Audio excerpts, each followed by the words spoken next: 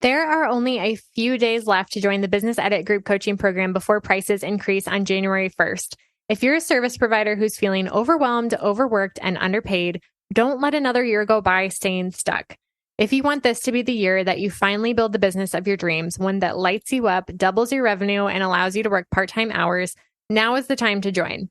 In this program, you'll follow my signature 5-step method for building a productive and profitable business. You'll get business minimalist strategy, marketing systems, and productivity roadmaps that are simple to understand and easy to implement, plus 12 months of weekly coaching to help you overcome any road bump that comes up along the way. Let this be the year that you finally hit your revenue goals and create a life first business. Join me inside the Business Edit at www.jadeboyd.co/coaching and get my step-by-step blueprint with everything you need to build your dream business in 2024. Again, the early sign-up pricing ends on December 31st, and the program will officially kick off on January 2nd. So don't wait. If this sounds appealing to you, but you're not sure if it's the right fit, feel free to DM me on Instagram and we can chat. My only goal here is to help you make the right decision for you and your business. And you can find me on Instagram at jadeboyd.co. Now back to the show. Welcome to the Jade Boyd Podcast, a podcast about redefining productivity for the modern woman in business. I'm your host, Jade Boyd. As a business coach, I help overwhelmed business owners simplify and scale their service-based businesses with smart marketing strategies and seamless systems. On this podcast, we talk about all things marketing and productivity. If you're ready to strategically grow your business, ditch the busy work, and make space for what really matters, you've come to the right place. Welcome to the Jade Boyd Podcast.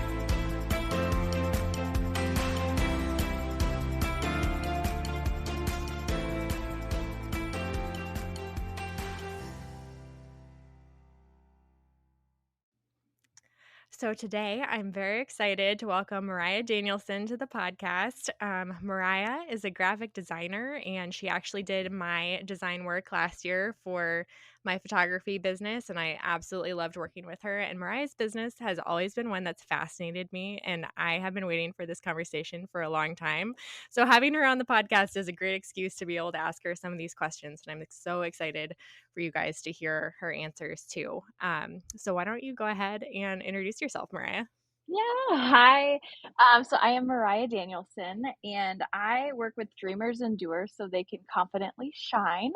And I do this through really thoughtful branding, why discovery, show it websites, and then just different courses and resources for creative entrepreneurs. Um, I am married to my high school sweetheart. We have two boys, and in the fall, we bought 4 acres. Um, Kind of outside of the Quad Cities, and we're looking forward to adding chickens and a greenhouse and tons of flowers this spring. So Oh my gosh, that's life right now. I didn't know that you were getting chickens and everything, but I Yeah. did see you talk about the wildflower field, and I'm Yeah. very jealous of that. That was the selling point. I saw that it's about an acre, and I saw that. I was like, last week I literally just said I needed a wildflower acre in my life, and it was here. So it was all just kind of meant to be. But yeah, we'll add a big garden and greenhouse and chickens in the spring, which I'm super excited about. Hopefully. That's amazing. I'm so excited for you, and I'm excited to see it. I'm Yay. very jealous as a photographer. It'd be great to have a wildflower field in my Yes. backyard. Yes. Perfect for that. Yeah. So as we get started, let's talk a little bit about branding and how you define branding, because I do feel like it's a word that's thrown around a lot without really thinking about what that word means. So tell us what branding means to you, and maybe um, address some of the misconceptions that entrepreneurs may have when they first learn about or think about doing their own branding. Yeah. So a lot of people think branding is just a logo. That you slap on your product or your social media profile and you've got it all figured out, but branding's so much more than that. I think it is just every touch point that a customer has with you and your company. So it could be the tone of that first email that comes out. It's how your images all flow together in your social media profiles. It's your color palette, the patterns, secondary marks, just anything that a customer sees and how it makes them feel when they come in contact with your brand. I especially believe this is so important for creative entrepreneurs because generally we are one woman or one person owned businesses. And so we have our hands in so many different aspects of the business. And so it's just important to keep everything consistent throughout. So people have that same brand experience with, every piece they come in contact with. Um, it's the when everything's consistent, it's the perfect way to reach and speak to your ideal client. So I know as a solopreneur myself, I've struggled for a long time knowing like when is the right time to invest in my brand because I was so frustrated by trying to do it myself. It's not my skill set. But at the same time, I didn't know how to communicate what I wanted my brand to stand for because as a beginning entrepreneur, sometimes it takes a while to figure out what you actually want to niche down into or who your ideal client is. So can you give maybe some advice for the small business owner who's just starting out, is frustrated with branding, but is not sure if they're ready to invest in hiring a graphic designer or not? Like, when do they know that they're ready? Yeah, this is such a good question. Because, yeah, when you just start out in business, you probably don't quite know your niche yet. You might like even switch what you're doing altogether. I know I had my hands in so many different things before I landed on just being a boutique graphic design company. And so if I would have invested, thousands in branding for my first wedding coordinating business that lasted, 3 years, I would have been pretty upset. So I think there is that a time period where you have to get to know yourself, get to know, what you really like about business, the type of people you really like to work with. Um, get into your groove, gain some traction, and start making some money. And then if you're consistently booking clients and you feel like, oh, I like working with these people, then I think it's time then to invest in branding that truly speaks to who you are, that tells your story and speaks to your ideal clients. Before that, though, I think it's totally okay to have a designer, which this might be like a unpopular opinion, but um, it is okay to DIY your branding or hire somebody to just create a logo mark for you while you're trying to get your footing. Because it is that, you know, tough time where you don't know, I don't even know what I for sure want to be doing. How am I supposed to invest, a ton of money into branding when it might change? I know that's always a fear. So Yeah. I think if you just wait a little bit, get your groove. And then when you're feeling confident in your work, that's when you invest in something that's truly speaks to who you are and what you do. Can you speak a little bit about the differences between building a personal brand and building a company brand? Because I feel like beginning entrepreneurs, when they're first starting out, it can be more strategic to build their personal brand because it is Mhm. something that pivots a little bit easier than building a brand name that's separate from their own name. Can you Yeah, speak a little bit about the difference between those things and how you navigate like which one is strategic for a business to do? yeah. So in this case, I can really only speak on personal branding because I have always felt like any brand that I have is an extension of me. And Mm, um, I want to share my life with my, clients on Instagram. It kind of gets blurry a little bit because I am my brand. yeah. So it is very personal for me. If my kids are home with me and I have a meeting, then that's just kind of part of my brand. It might be, a cop out, but it's just how I live my life and how my life is intertwined with my brand.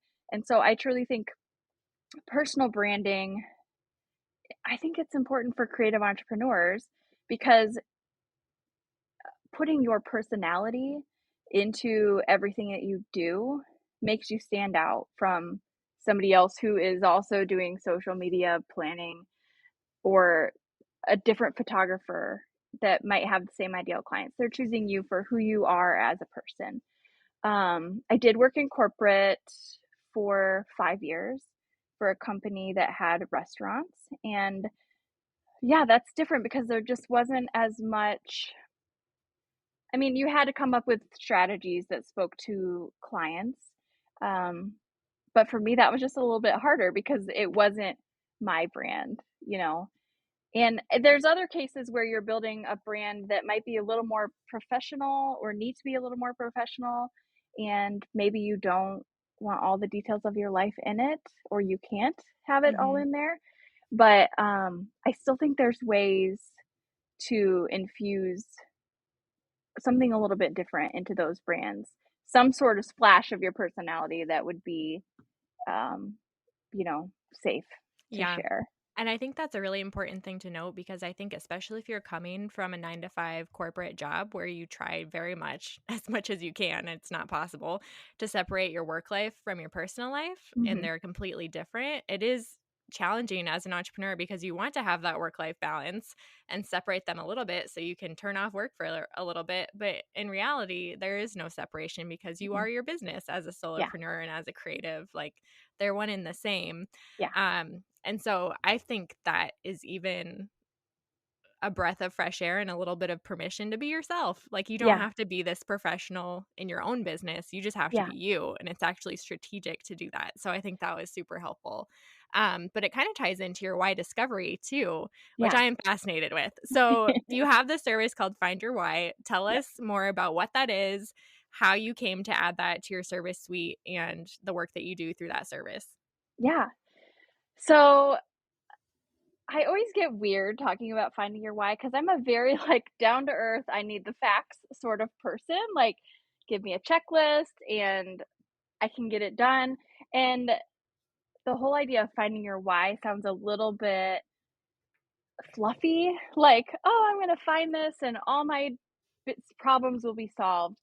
So I was kind of skeptical about it for a little bit, but the more that I do it, just it's so rooted in everything that we are. So, find your why basically is to find your life purpose, and that sounds like a daunting goal, but really, it's just digging through stories from your past that were impactful to you, things that stick out in your brain, and uncovering like how did you feel in those moments? Um, how did you react? Why did it stick in your brain? And generally, in all the stories that are like that, the same themes are uncovered. So maybe it was something that gave you tons of confidence. You like landed your first big job and you killed the interview and you were so excited.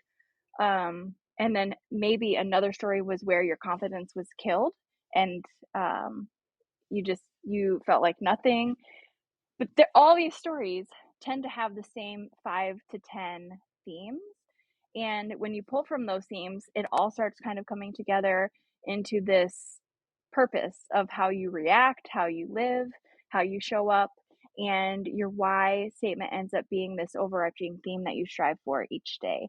And I think some people get confused about what a a why is.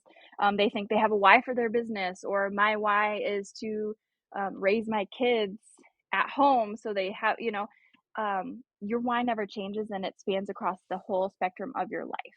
So your why is the same for how you are at home, how you are with your friends, how you are in your business, and it will never change, which is so wonderful because you don't have to keep finding your why over and over and over again. It's a one and done thing.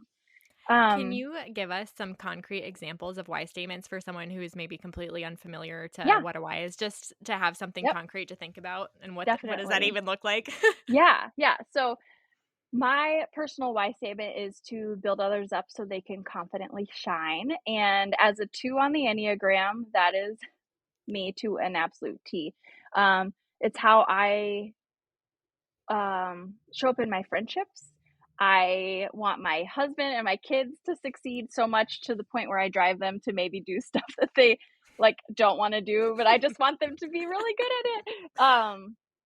But it really relates to my work in I can give somebody branding that feels like them, that gives them the confidence to go out there and pursue their dream and share their gifts.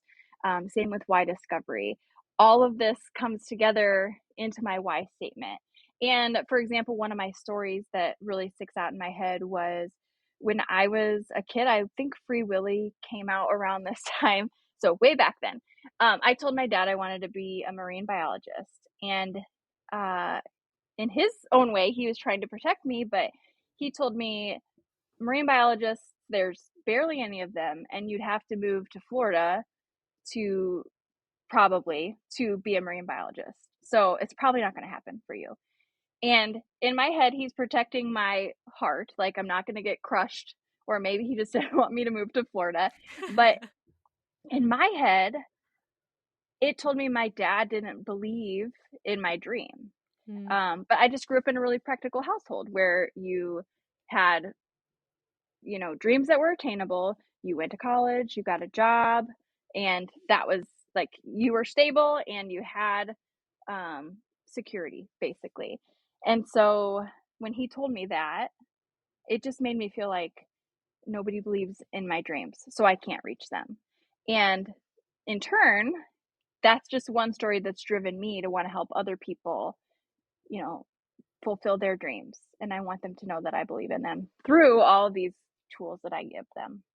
So, how did you come through that journey to find your own why without somebody like yourself to sit down with you and help you come to that conclusion? Because I've been thinking about my why for a long time, and I feel like I've come very close to nailing it down, but it's Yeah. still a little bit fuzzy. Like, it is very empowering to have those words to describe it, but it's so hard to do it for yourself. So, how did Yeah. you come to that statement for yourself? Yeah. So in 2011, I was working my corporate job and I found Marie Forleo, must have been um, through like studying marketing or something for my job. I found Marie Forleo and I had like the entrepreneurial itch. And so she had just launched B School, which if you Yep. don't know Marie or B School, Marie's amazing and she has tons of amazing videos for creative entrepreneurs. But B School is her course that's 8 weeks and walks you through everything on how to build a business. And I did that, and when I was done, I won a ticket to a live event in New York City, and Simon Sinek was speaking there. Oh, wow. He just wrote his book, Start with Why, and I heard him speak about this, and we each got a copy of his book. Um, and afterward, I don't even know what I talked to him about, but I talked to him after the conference and I was so excited. He gave me a coin that on one side, it said inspire action or something. And on the other side had the circle with the why in the middle and then the how and then the what. And I took that in my pocket and I forgot about it for like 7 years. I randomly Wow. found it and I thought, you know what? I was feeling kind of lost. I had just had my second child.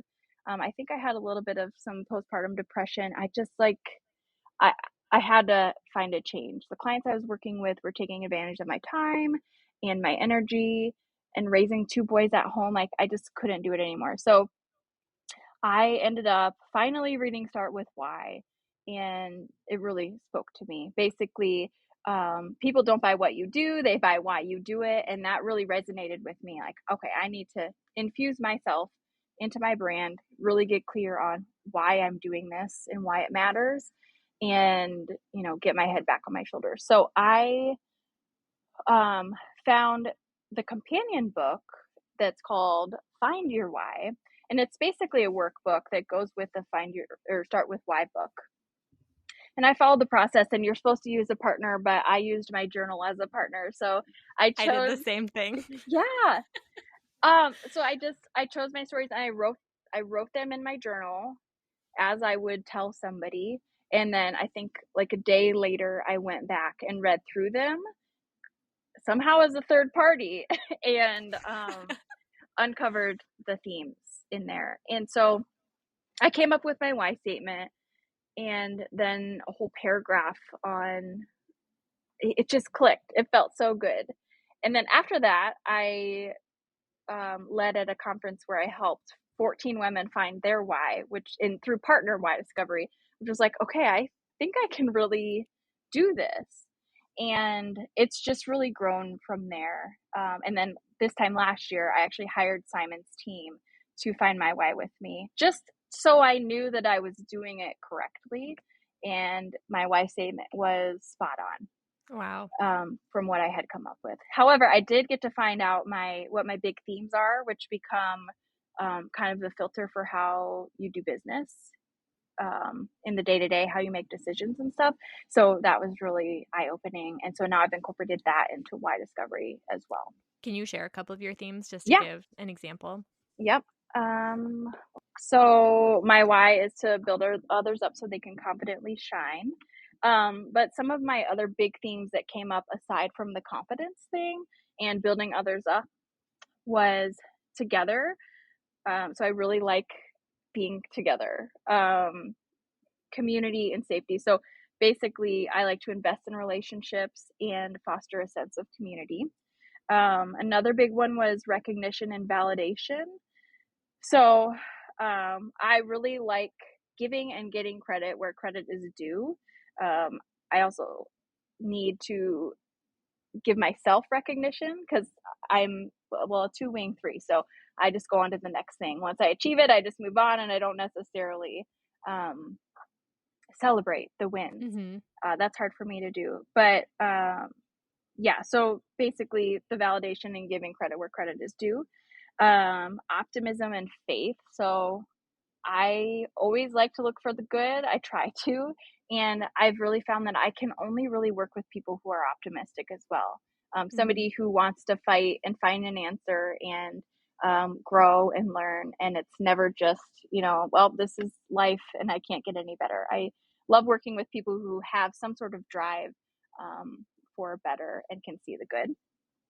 And then intuition, which that one was hard for me because I think intuition, the word is so overused, but it's something different for me. And basically it's just, I'm a rule follower, and I've found in through my stories that the times that I broke the rules were some of the biggest breakthroughs for me. So another one of my themes is to trust my instincts even when it breaks the rules. That's So amazing. now these are the things I can go through when a project comes up. So um, say it's a new opportunity to speak at a conference or something. Uh, will there be will there be an opportunity for optimism or to have faith? Are these people optimistic? Are they happy? Will I be able to trust my instincts even if it breaks the rules? So maybe it's not necessarily my niche, but they want to learn about finding their why and it's a complementary niche or something. Then I'm kind of breaking the rules by going outside of my niche, but just something like that. Mm-hmm. Um, will I get credit, for what I'm doing, or will someone take the credit? Uh, and will there be a sense of community? Will I be able to invest in relationships? So if one of those things is off, and or one or two of those things is off, then I'm not going to be happy that I did this. It's going to be one of those things that just I'll regret wasting my time on down the road. So yeah, you're just able to use your extra themes as filters for what you do next. That is incredibly helpful for entrepreneurs, especially creatives, because I do Yeah. feel like it is so hard for us to set boundaries. I mean, especially in that business building phase where you're figuring out what you're trying to do and what is a good fit and what isn't. Yeah. To some extent, you have to learn the hard lessons the Yeah, hard you way. do. But once you're more established, I feel like it's still hard to set those boundaries and tell people no, especially when it comes to like people who love people and love Yeah. spending time with people Yes. and just want to help people, but you can't help everybody. No. And yeah, it's just good to have boundaries. But tell me, when somebody has their why statement, well, here, first of all, I'm still trying to get over the fact that Simon Sinek personally handed you the golden circle and a coin and you Yes. forgot about it for 7 years. Yes. Yes. I'm still trying to like get past that. But once you help somebody find their why and they have this statement, I can imagine it's just like this moment of release where they're like, wow, finally I have the words to communicate something that I knew Mhm. but didn't have words to say. But once they have their statement, what do you suggest they do with it? Like, what's the next step that they take that statement and do in their business or in their personal life? Yeah. So when I do a why discovery call with somebody, the first call is 2 hours, and then we take a break for a week after we've found their why, which is super emotional, by the way. When you are able to pull together everything that someone has felt for their entire lives into one little Yeah. package, like I cry every call, like every call I cry, just because again, it ties so much back to my why is I'm giving these people this thing, like we've worked on it together and just the words that fit. But so we sit with a why statement for a week and then we hop on another 1 hour call. And that's when we dive into the themes and how to turn those themes into the questions that you ask yourself when an opportunity comes up. And then we also work on spinning your why statement into, because you have to share it. Like you can have a why statement, but nobody's going to know what you stand for if you don't actually share it. So Hmm. we spin it into a phrase or a statement that you can comfortably say when somebody asks you what you do. So I did that at the beginning of the podcast episode. It might sound a little fluffy when I say I work with dreamers and doers so they can confidently shine, but it tells you who I work with, the type of people I work with, and then I add on.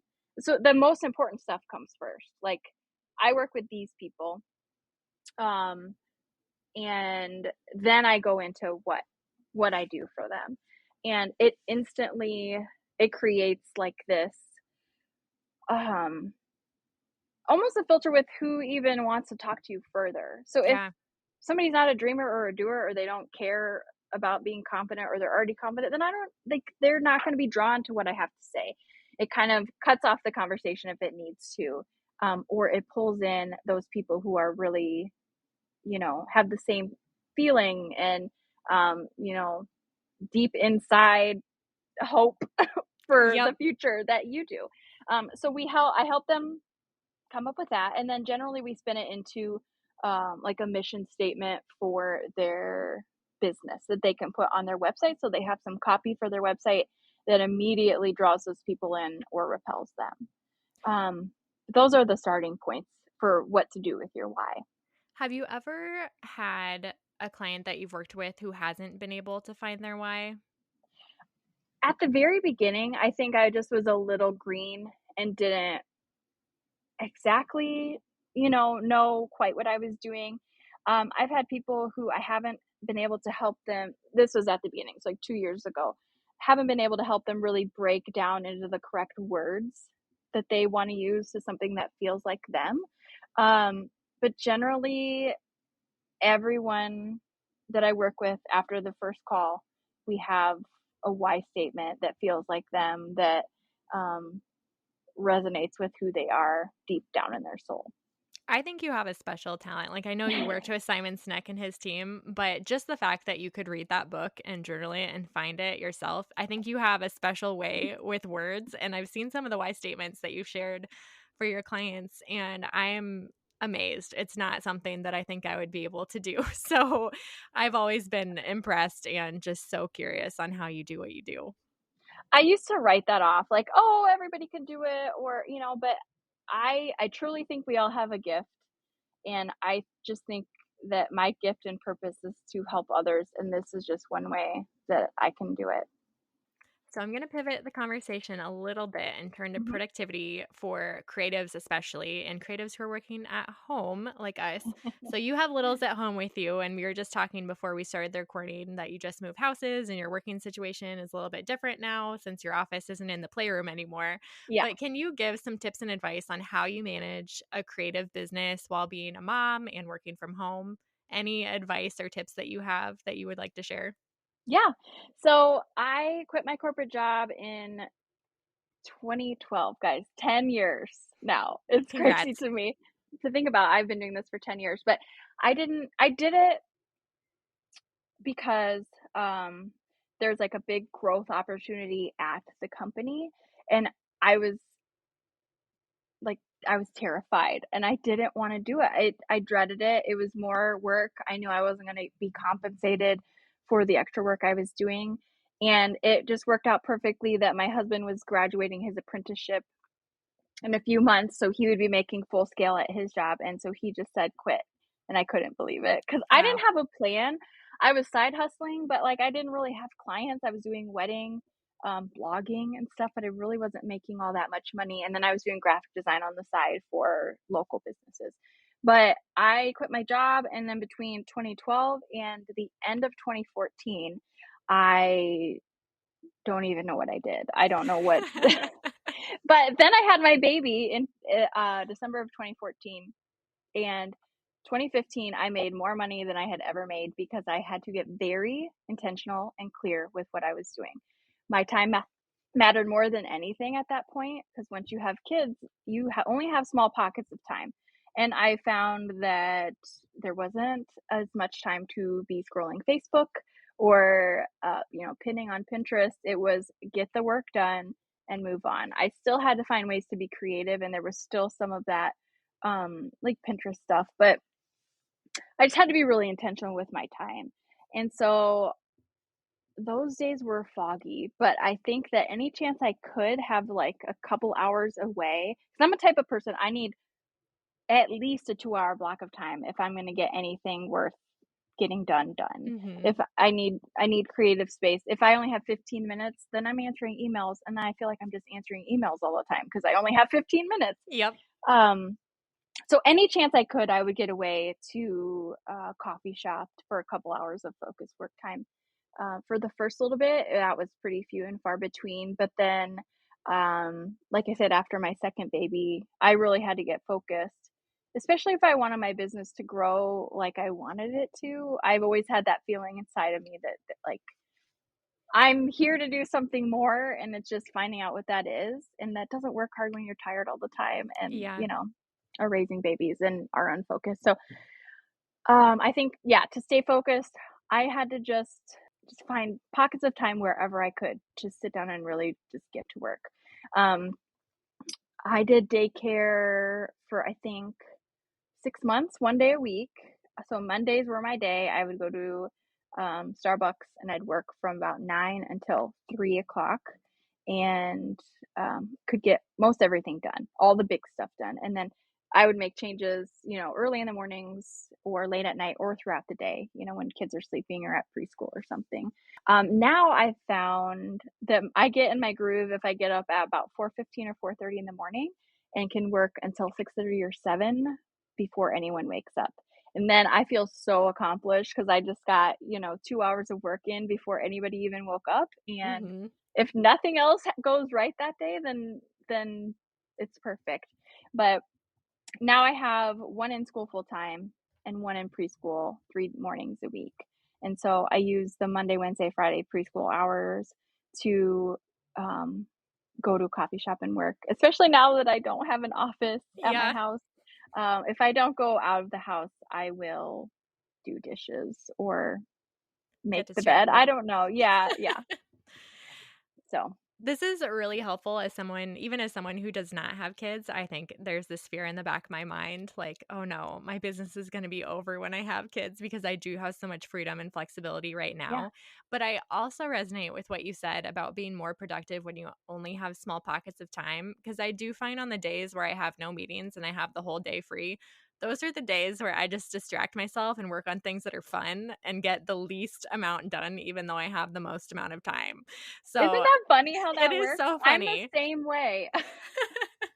And I also love how early you get up because in grad school, I would have these days where I'd get so overwhelmed. And the earliest coffee shop that opens in this area is Caribou Coffee, and they open at 5 a.m. So I would be Mhm. there right at 5 a.m. I would get all of my assignments done before my 8:30 a.m. class, and then I would feel so accomplished during the day. Yeah. So you're giving me all these tips and tricks that I'm kind of pulling together, making me feel less anxious. But hopefully, for people who are moms or about to become moms and have Mhm. littles and are maybe frightened or struggling, like I think it is really encouraging that it's totally possible and maybe even more productive.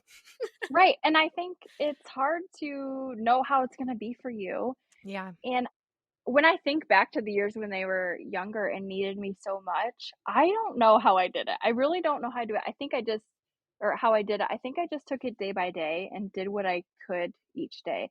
Sometimes it was staying up late and I used to love staying up late to work. And now I'm like, I gotta be asleep by 9:30, otherwise I don't function very well. But um I just think you make it work. So anybody who is working from home and worried about becoming a mom and keeping the productivity up, you just find a way. It just comes the same way motherhood comes, intrinsically. This comes like that too, especially if you're so driven to succeed and make your dreams happen, I think. Yeah, absolutely. One thing that I want to talk a little bit more about. So we have as a culture, I think, this definition of productivity that it's output and it's constant. Mhm. But I want to kind of challenge that because for creative entrepreneurs, 2 hours doesn't mean 2 hours of constant output, Yeah. especially when you're creative.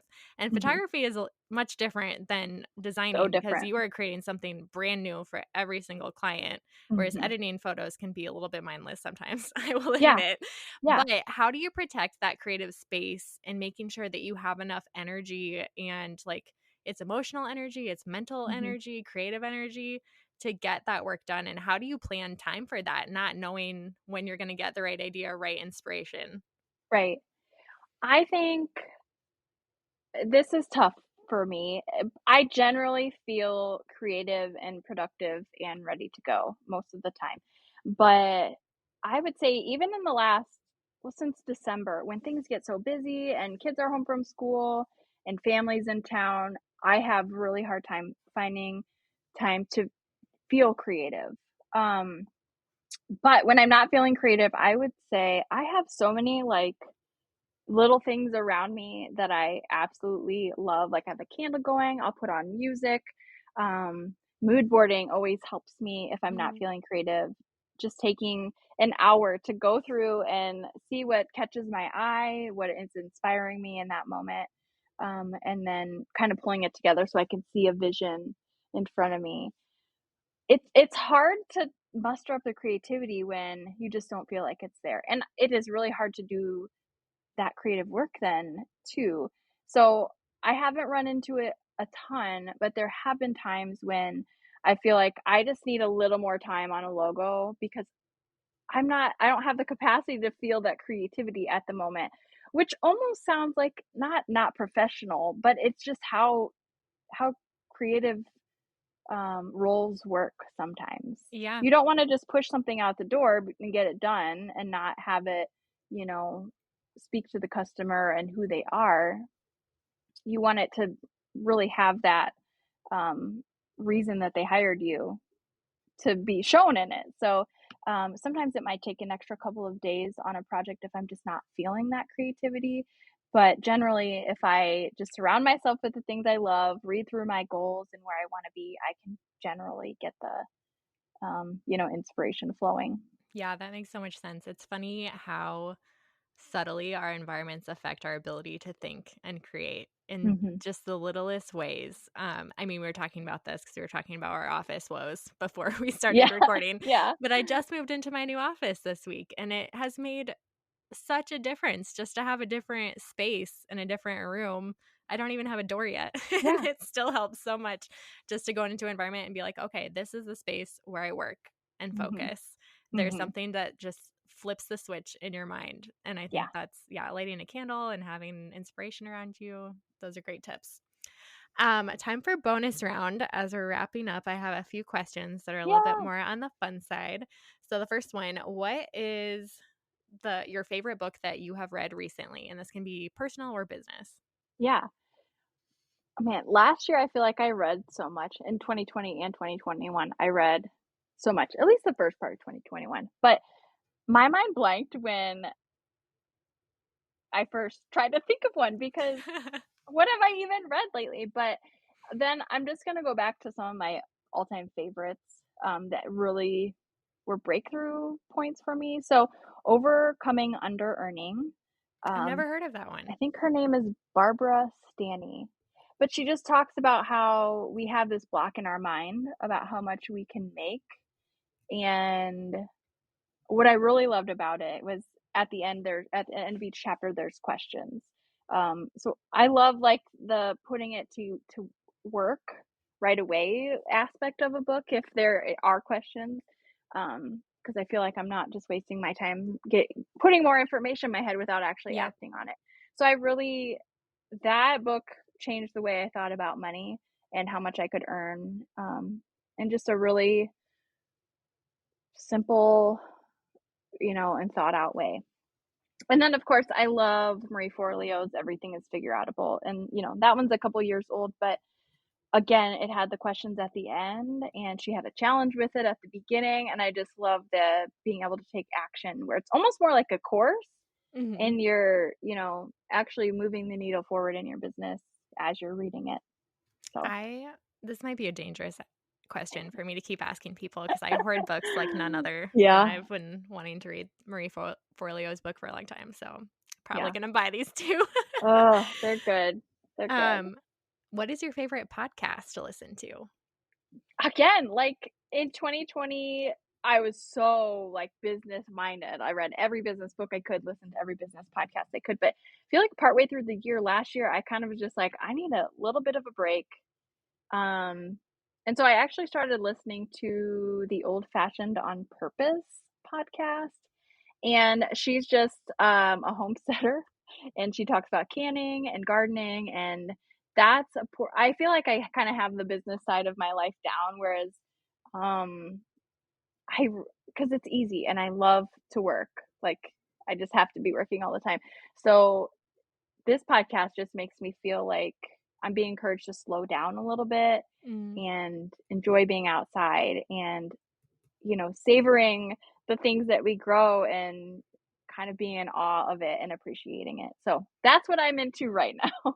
That is awesome. And I've started to get into that too. And actually, in episode 2, I talk about marketing trends for 2022.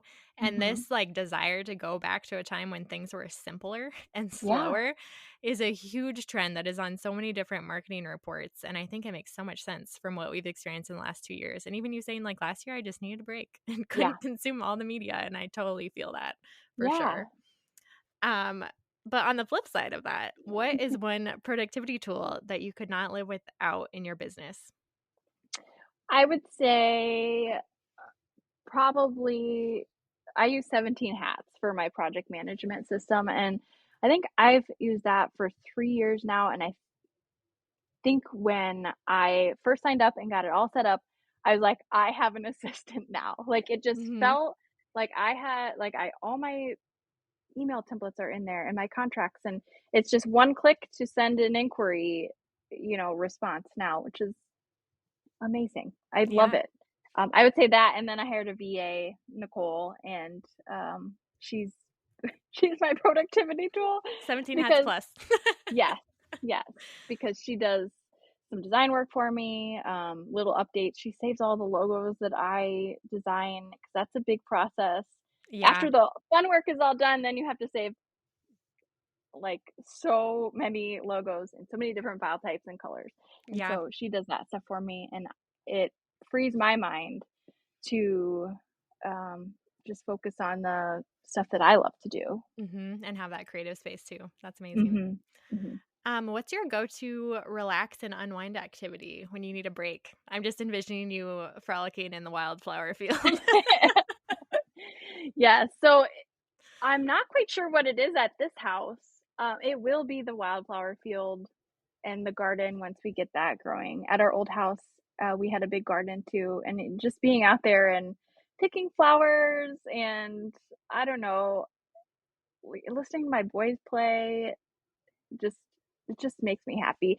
Other than that, though, I would say if I really need just like a breath of fresh air, I'll go to a greenhouse, or like a hot drink and a book and the fireplace. I love that so much. Coffee or tea?